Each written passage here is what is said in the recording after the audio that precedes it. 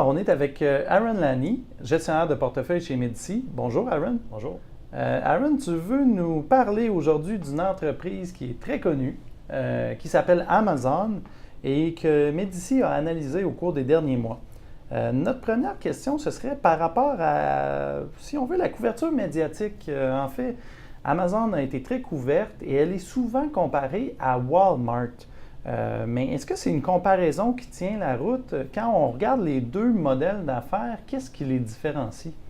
Alors, on va parler vraiment de deux différences fondamentales. Premièrement, la sélection de produits. Alors, Amazon a environ 20 fois plus de produits uniques que Walmart et Walmart.com. Donc, on parle d'environ 600 millions de produits.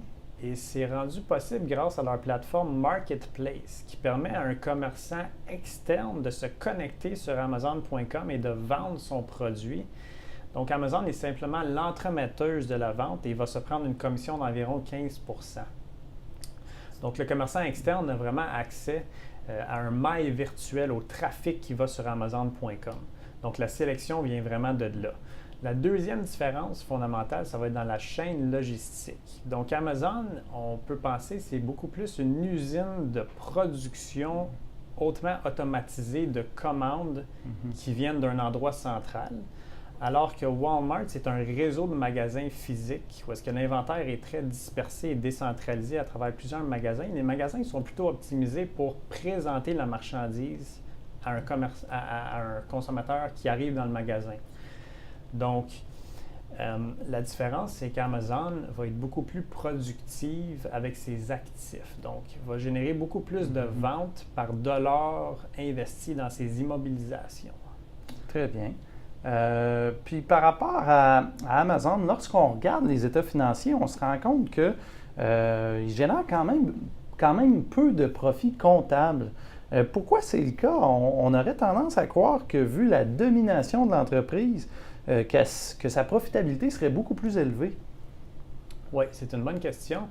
Et c'est le défi principal d'un investisseur, c'est de comprendre la rentabilité de la division au détail de Amazon.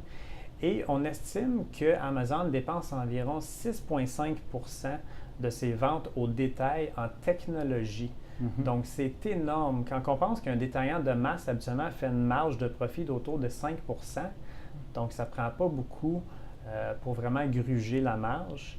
C'est sûr qu'il y a une partie de ça qui est pour maintenir les opérations courantes, mais il y a une partie qu'Amazon ne divulgue pas, puis qui est vraiment pour faire croître ses revenus dans le futur.